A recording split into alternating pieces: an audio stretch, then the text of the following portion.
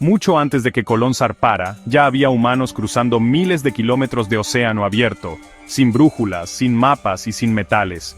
¿Cómo lo lograron? ¿Qué nos dice esto sobre la inteligencia ancestral y los paradigmas coloniales en la historia de la humanidad? Según un estudio publicado en Nature, Kirch, los pueblos austronesios lograron colonizar más de 20 millones de kilómetros de océano en canoas tradicionales, siglos antes de la era de los grandes descubrimientos europeos. ¿Quiénes eran estos navegantes? ¿Cómo explicamos su capacidad para cruzar océanos enteros sin tecnología moderna? Hoy, vamos a responder estas preguntas. ¿Quiénes fueron los primeros en conquistar el Pacífico? Los austronesios, un grupo lingüístico y cultural originario del sudeste asiático, comenzaron su expansión hace más de 3.500 años. Desde Taiwán, Filipinas e Indonesia, se embarcaron en un viaje sin precedentes que culminó en la colonización de islas como Hawái, Aotearoa, Nueva Zelanda y Rapa Nui. El arqueólogo Patrick Quinto Kirch, uno de los máximos referentes en la materia, afirma: la expansión austronesia es el ejemplo más impresionante de migración marítima en la historia humana. Para el año 1200 d.C., habían colonizado casi todas las islas habitables del Pacífico. Lo fascinante es que estas distancias no eran triviales. Hablamos de viajes de hasta 4.000 kilómetros sin escalas en mar abierto. ¿Cómo navegaban sin mapas ni brújulas? Los pueblos polinesios desarrollaron un sistema sofisticado de navegación no instrumental, que combinaba posición de las estrellas, movimiento de las olas, patrones de aves migratorias, color del agua y tipos de nubes. El antropólogo David Lewis documentó este conocimiento en su obra We, the Navigators, donde narra cómo navegantes de Micronesia podían detectar una isla más allá del horizonte solo por el reflejo de las nubes sobre el agua.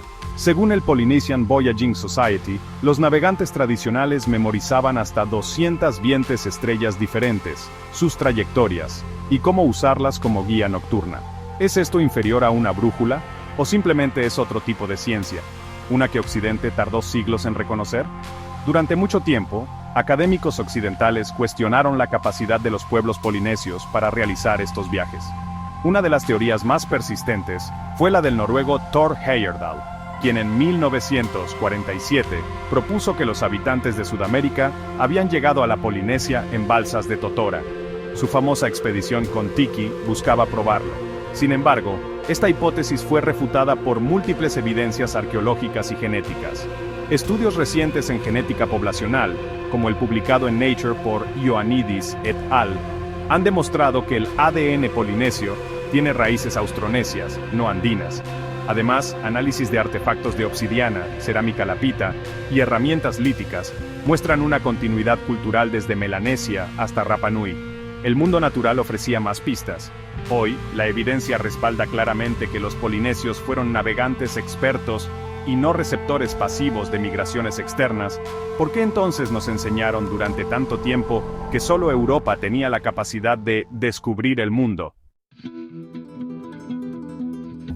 ¿Y qué hay de Rapa Nui, Isla de Pascua, uno de los lugares más remotos del planeta? A más 3.500 km del continente más cercano, los primeros pobladores llegaron entre el 800 y el 1200 d.C., en canoas de doble casco, y no llegaron por accidente.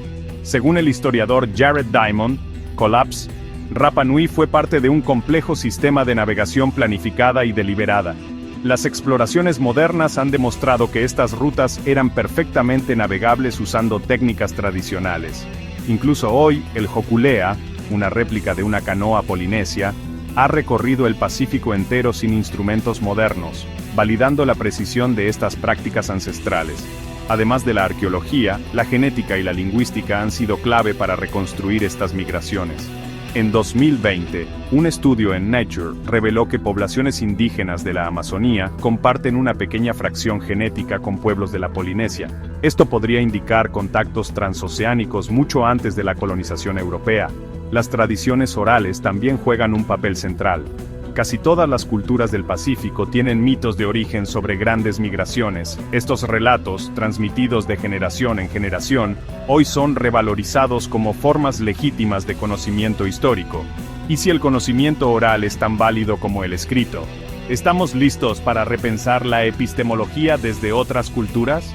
No solo es una historia de barcos y estrellas, Es una historia de sabiduría ancestral, de tecnologías no reconocidas, de pueblos que descubrieron el mundo mucho antes de que Europa lo reclamara como suyo.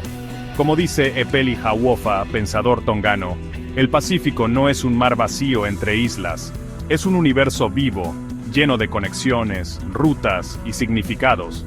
¿Y tú qué opinas? ¿Crees que debemos replantear cómo enseñamos la historia global? ¿Conocías estas teorías antes de este video? ¿Te gustaría que exploremos otros mitos históricos como el descubrimiento de América? Déjamelo en los comentarios. Si este contenido te abrió una nueva perspectiva, compártelo con alguien que aún cree que la historia empieza en Europa. Y no olvides suscribirte para más contenido académico, crítico y profundamente humano. Seguimos navegando juntos por el conocimiento.